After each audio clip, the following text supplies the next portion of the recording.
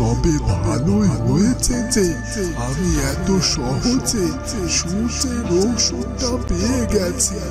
আর তাই তো একটুও সময় নষ্ট করা যাবে না, এক্ষুনি এই ওষুধটা নিয়ে চলে যেতে হবে। এ কথা বলে দরবেশ বাবা যখনই সেই ওষুধটাকে স্পর্শ করতে চায় তখনই ওষুধটি অদৃশ্য হয়ে যায়। এটা কি হলো? ওই ওষুধটা কোথায় গেল? ওই ওষুধটা তো মাত্র এখানে ছিল, তাহলে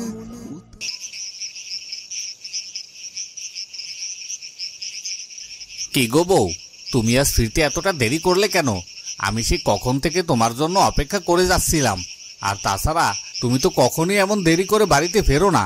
তাহলে কি আজ রাজবাড়িতে অনেক কাজ ছিল নাকি? আর তোমার আসাতে দেরি হচ্ছিল দেখে আমি ভাবলাম যে নিজে একবার রাজপ্রাসাদে যাব আর তোমাকে নিয়ে আসব। কিন্তু আবার ভাবলাম আমি গেলে মহারাজ আবার কি ভাববে, কারণ মহারাজ তো আমাকে একদমই পছন্দ করেন না। তাই আর কি আমি না গিয়ে তোমার জন্য অপেক্ষা করে যাচ্ছিলাম। কি গো বউ, সেই তখন থেকে আমি তোমার সাথে কথা বলে যাচ্ছি, কিন্তু তুমি তো আমার কথার কোনো উত্তরই দিচ্ছ না। কি হয়েছে বউ, তোমার কি মনটা খারাপ নাকি? দেখো, আমরা দুজনে তো স্বামী স্ত্রী, আর আমরা দুজনে দুজনকে অনেক ভালোবাসি। আর আর হঠাৎ করে কেউ যদি তোমার কাছ থেকে আমাকে আলাদা করে দিতে চায় তাহলে তাহলে কেমন হবে বলো তো? তুমি বা আমি কেউ কি সেটা মেনে নিতে পারবো? না না বউ, সেটা তো কখনোই মেনে নেওয়া সম্ভব নয়, কারণ সব কিছুর বিনিময়ে যে আমরা দুজন দুজন থেকে আলাদা হতে পারবো না। কিন্তু তুমি হঠাৎ একথা কেন বলছো? দেখো, আমি জানি তুমি বোনকে পছন্দ করো না, কারণ তুমি মনে করো বোন অনেক লোভী, আর তাই সে মহারাজকে বশ করে বিবাহ করতে চাইছে। কিন্তু না গো না, বোন মোটেও তেমন নয়। আসলে মহারাজের সাথে যে বোনের বিবাহ হচ্ছে এটা বোন এখনো জানেই না। তবে বোন তার স্বামীকে অনেক ভালোবাসে, আর তাই তো সে নিজের দেশে ফিরে যেতে চাইছে। কিন্তু মহারাজ তো বোনকে জোর করে নিজের রানী বানানোর জন্য প্রস্তুতি নিচ্ছে, এমনকি সে অনেক কাজও সম্পূর্ণ করে ফেলেছে। আর বোন যখন জানবে যে সে তার স্বামীর থেকে আলাদা হয়ে যাচ্ছে তখন তার কেমন কষ্ট হবে বলো তো? কি বলছেন কি জাদু সম্রাট? আপনি ওই দরবেশকে ওই আশ্চর্য গুহার সাথে সাথে চিরকালের মতো ওই মাটির নিচে আটকে দেবে? হ্যাঁ কালগোকরা, তবে আর বলছি কি আমি, শোনো, ওই দরবেশ আমাদেরকে পদে পদে বাধা দিয়েছে। ও হলো আলোর শক্তিদাতা। আলোর ওই দরবেশের কথা অনুযায়ী কাজ করে।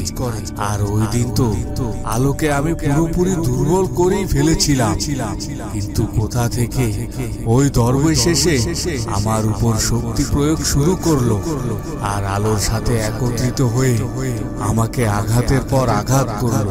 আর তারপরই আমি ব্যর্থ হয়ে ফিরে আসতে বাধ্য হয়েছিলাম। আর তারপর আমিও সিদ্ধান্ত নিয়েছিলাম যে ওই দরবেশের একটা ব্যবস্থা আমি ঠিকই করে ছাড়ব। আর আজ যখন আমি সেই সুযোগ পেয়েছি তখন কি করে সেই সুযোগটা হাতছাড়া করি?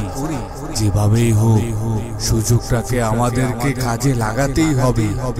আর আমরা কোনোভাবে যদি আমাদের এই কাজে সফল হতে পারি তাহলে আলোকে ঘায়েল করা আমাদের জন্য খুব সাধারণ কাজ হয়ে যাবে। হ্যাঁ জাদু সম্রাট, আপনার সব কথাই আমি বুঝতে পেরেছি। তাহলে আমরা কেন অপেক্ষা করছি? ওই গুহাটি দৃশ্যমান হওয়ার আগে আমরা আমাদের কাজটি সেরে ফেলি। আর আপনি যদি চান তাহলে এই কাজের পুরো দায়িত্বটা আমাকে দিতে পারেন, কারণ এখন তো আমি আমার পরিপূর্ণ শক্তির অধিকারী। হ্যাঁ হ্যাঁ অবশ্যই, কিন্তু তুমি কি এই পুরো কাজটা একাই করতে পারবে? হ্যাঁ জাদু সম্রাট, অবশ্যই পারবো। আপনি শুধুমাত্র আমাকে বলুন আমাকে ওখানে গিয়ে ঠিক কি করতে হবে। শোনো কালগোকরা, তোমাকে খুব বেশি কিছু করতে হবে না, শুধুমাত্র তোমাকে ওখানে সময় মতো গিয়ে উপস্থিত হতে হবে। আর মরুভূমির ওই জায়গাটিতে একটা বিশেষত্ব আছে, যদি কেউ ওই জায়গাটিতে তার অশুভ শক্তি প্রয়োগ করে তাহলে অন্য কোনো শুভ বা অশুভ শক্তি সেখানে কাজ করে না। আর আমি জানতে পেরেছি যে ওই জায়গাটিতে এখন পর্যন্ত কেউ কোনো দিনও কোনো শক্তি প্রয়োগ করেনি। এই জন্য তুমি যদি আগে গিয়ে ওই জায়গাটিতে তোমার অশুভ শক্তি প্রয়োগ করো তাহলে আর কখনো কোনো দিনও ওই গুহাটি দৃশ্যমান হবে না। আর ওই দরবেশ তার শক্তি দিয়েও ওই মাটির নিচ থেকে উঠে আসতে পারবে না। আর তাই তো দরবেশকে ওখানে পচে গলে যেতে হবে। কেউ তখন শুভ শক্তি প্রয়োগ করলেও তাকে মুক্ত করতে পারবে না। তবে কেউ যদি আগে ওখানে শুভ শক্তি প্রয়োগ করে ওই জায়গাটি সুরক্ষিত করে ফেলে তাহলে তখন কিন্তু আমরা ব্যর্থ হয়ে যাব।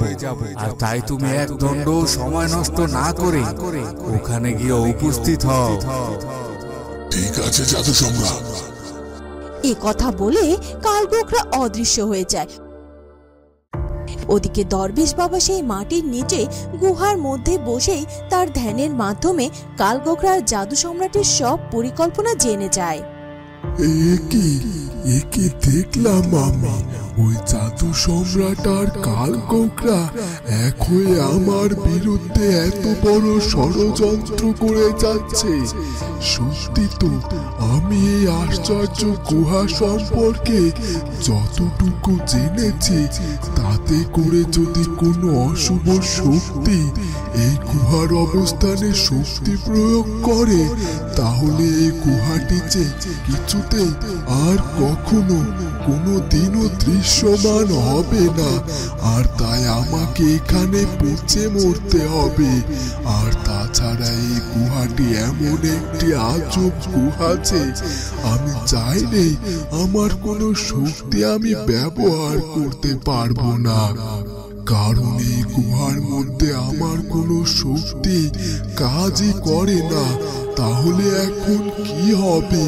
তবে একটা উপায়ে আমি ওই কালগোখরা আর জাদু সম্রাটের ষড়যন্ত্রের হাত থেকে বাঁচতে পারতাম। আর সেটা হলো কোনো শুভ শক্তি যদি আগে থেকে এখানে উপস্থিত হয়ে এই গুহার জায়গাটিকে সুরক্ষিত করে তাহলে একমাত্র কেউ এখানে তার অশুভ শক্তিকে প্রয়োগ করতে পারত না। আর স্বাভাবিকভাবে সব সময়ের মতো আবারও গুহাটি জমিনের উপর দৃশ্যমান হয়ে যেত। সেই উপায়টাও যে নেই, কারণ আলো তো এখানে নেই যে আমাকে সাহায্য করবে।